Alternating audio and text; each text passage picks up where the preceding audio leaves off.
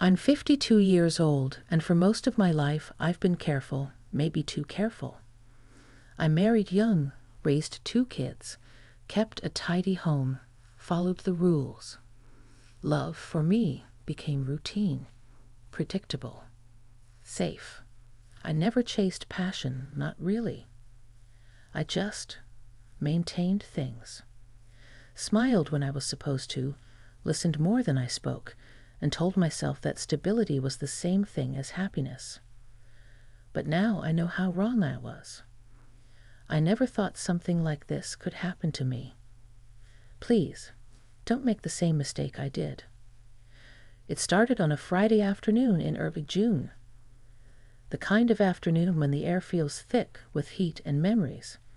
I had just finished watering the garden when my phone buzzed with a message from Rachel, my closest friend since college. **K. Would it be okay if Ethan stayed with you this weekend? My dad's in the hospital, and I need to drive down to Tallahassee. ***. I paused for a second, blinking into the sun. Ethan. Her son. 17, almost 18. I remembered him as the shy little boy who used to hide behind her legs when they visited. But lately, he'd grown taller than both of us, his voice deeper, his posture more like a man's than a boy's. Of course I said yes. Rachel had done so much for me over the years. Hosting her son for a couple of days was the least I could do. He arrived a few hours later, dragging a worn duffel bag and giving me a polite, almost bashful smile. "Thanks for letting me stay, Miss Garrett." "Oh, please," I said, waving off the formality. "You're not 12 anymore. Call me Diane." He grinned, and I noticed his smile lingered on my face for just a beat longer than expected. I tried not to read into it. We settled into a comfortable rhythm quickly. I made spaghetti that night, his favorite, apparently, and we watched a movie after dinner. Some action thing I didn't really follow, but he leaned forward the entire time, eyes wide and focused, like he was searching for something in it. We didn't talk much that first evening, not beyond casual things. School. His plans after graduation. He said he wasn't sure yet. Maybe trade school, maybe working with his uncle in Colorado. There was a quiet maturity to him that surprised me. He wasn't the aimless, phone-glued teenager I'd expected. Later, I brought him some folded towels and found him sitting on the back deck, staring out into the dark. Fireflies blinked in the tall grass, and the air buzzed with cicadas. "You okay?" I asked gently, stepping out beside him. He nodded, but didn't speak right away. Then, sometimes I wish I could just stop time. Just freeze it. You ever feel that way? I looked at him, at the curve of his jaw in the moonlight, the earnestness in his voice. It caught me off guard. "Yeah," I said softly. "More than you'd think." He turned his head and looked at me. I couldn't tell if it was the night air or the quiet of the moment, but something shifted between us. A flicker of unspoken understanding. Then he smiled again, stood up, and said goodnight. I watched him walk inside and stood alone under the stars for a long while, trying to make sense of the warmth blooming in my chest. It wasn't attraction. At least, that's what I told myself. It was just appreciation, a reminder of youth, of possibility, of being seen. The next day started quietly. I made pancakes, and he helped me clear out some boxes in the garage without being asked. We played music while we worked, Fleetwood Mac, mostly, and he surprised me by knowing the lyrics. He even sang along. "Your taste is better than I expected," I teased. He laughed and said, "That's because my mom raised me right, and she listens to all your old playlists." By early evening, we were both tired and sweaty, so I suggested we cool off in the backyard pool. I hadn't been swimming in ages, but the idea sounded refreshing. I changed into a one-piece that had sat untouched in my drawer for years, suddenly self-conscious about the way it fit. When I stepped outside, he was already in the water, flipping lazily, eyes closed. He looked so peaceful, so at ease. I felt something in me soften. "Come on in," he said without opening his eyes. The water was warm from the sun. We splashed around a little, talking about nothing. Then he looked at me and said, "You don't smile much." "Not really." I blinked. "I do." He shook his head. "You pretend to. But when it's real, it lights up your whole face." My breath caught in my throat. I laughed it off, but it stayed with me. The way he said it. The way he saw me. Not as someone's mom friend. Not as a middle-aged woman with a predictable life, but as a person. As a woman. That night after dinner, I couldn't sleep. I kept hearing his voice. His laughter. I kept feeling the way his eyes held mine just a little too long. And I started to realize maybe something was waking up in me that I hadn't felt in years. Something that both scared and thrilled me. But I didn't know then how far it would go or how much it would change me. The next morning, I woke up earlier than usual. The sun hadn't quite made it over the trees, and the house was quiet. I sat at the kitchen table with my coffee, staring out the window at the soft light spreading across the lawn.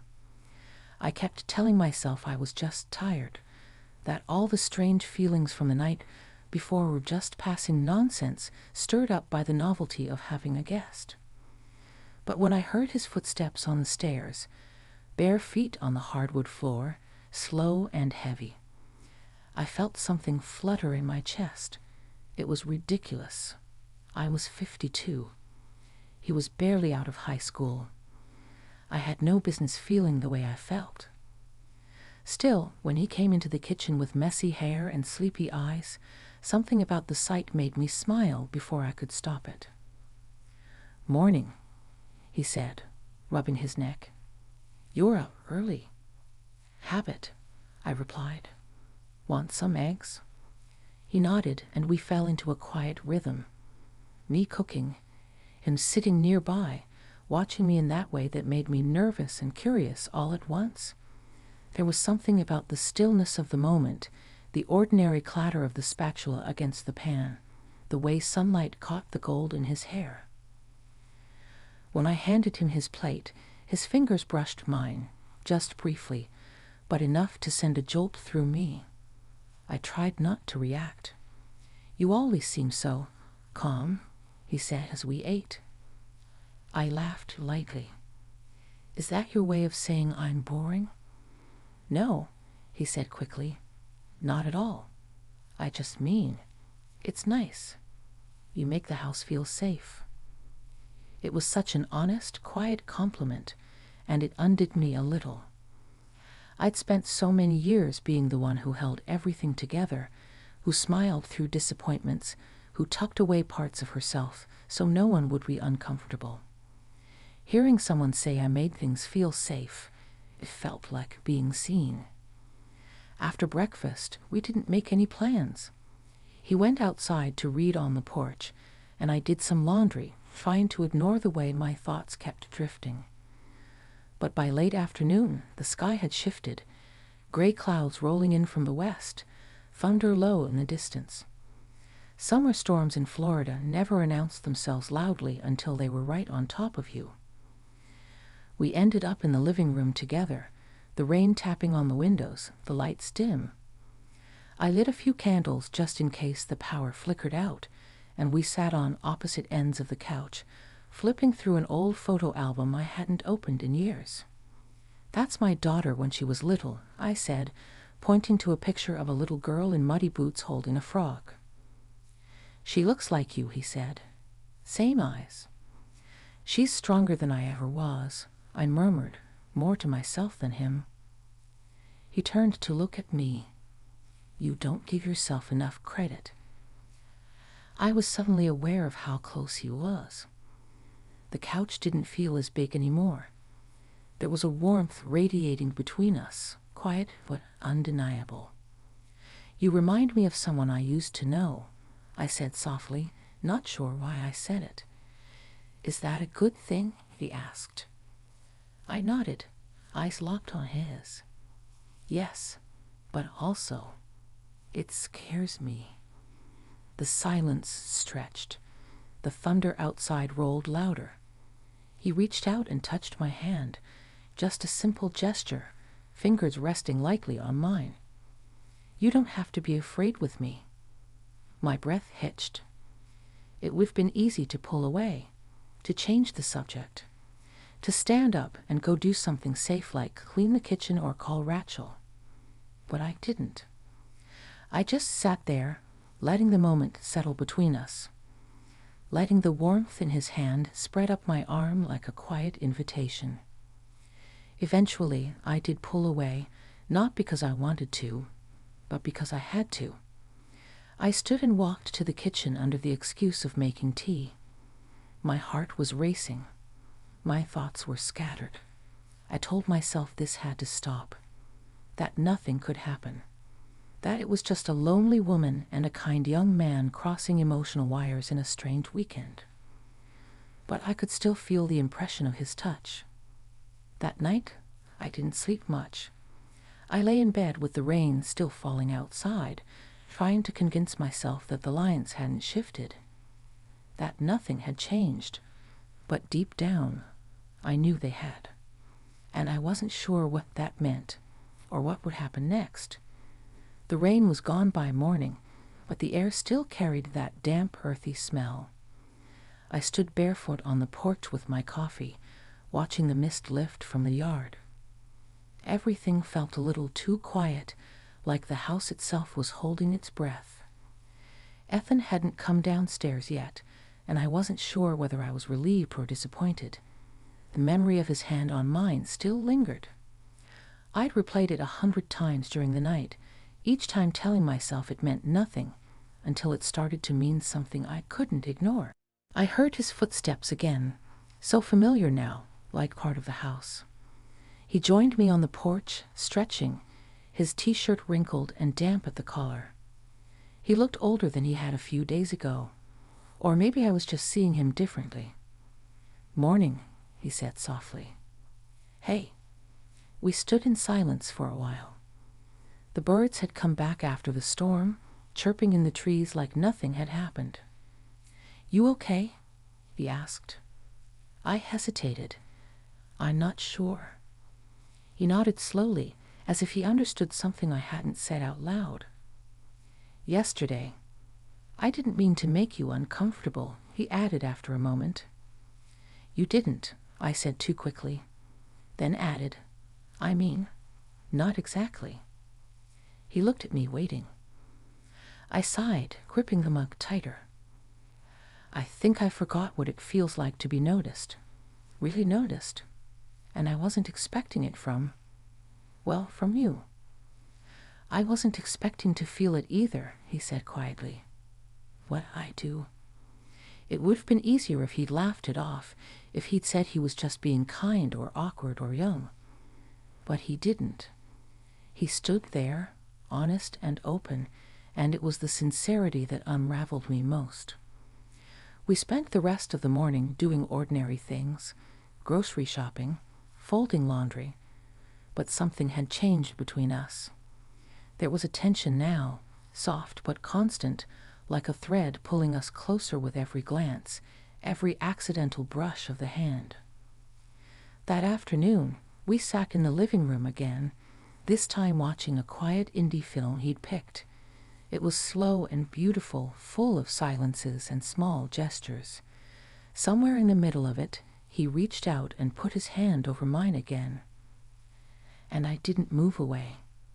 We didn't speak. We just stayed like that, hands touching, the movie flickering across our faces. I could feel the pulse in his fingers, steady, warm, young. My own hand trembled slightly, but I didn't pull it back. When the credits rolled, he turned toward me, his eyes searching mine. "Can I tell you something?" he asked. I nodded. "You're the first person in a long time who's really listened to me, who hasn't made me feel like I'm just some dumb kid." I swallowed hard. "You're not a dumb kid." "I know," he said, "but you're the only one who sees that." There was something achingly tender in his voice, something that pulled at parts of me I hadn't touched in years. I reached up and brushed a strand of hair away from his forehead, an impulse I didn't even register until my fingers were already there. He leaned forward, just slightly, enough that I felt the heat of his breath, enough that I had to close my eyes for a second. But then I stood, quickly. I need to start dinner," I said, my voice shaking. He didn't stop me. He just sat there, watching me walk away. In the kitchen, I gripped the counter, heart pounding. This wasn't supposed to happen. He was leaving tomorrow. Rachel would be back. Life would return to its normal, predictable rhythm. And yet something inside me felt shifted, like a window had opened that couldn't be closed again. That night, after dinner, he offered to do the dishes. I stood beside him, drying as he washed, our movements slow, deliberate. When we finished, he turned to me. "Thank you," he said. "For what?" "For this. For being you." I didn't know what to say, so I reached up and touched his cheek, just once, just lightly. And in that moment, I realized this wasn't about age or rules or even attraction. It was about being seen, being wanted, being understood in a way I hadn't been in decades. It was terrifying. And it was beautiful. That night, I didn't try to sleep. I sat alone in the living room after Ethan had gone upstairs, the lights turned low, the house humming with the kind of stillness that only comes in the very early hours. I curled my legs beneath me on the couch, clutching a throw blanket and staring at nothing. My thoughts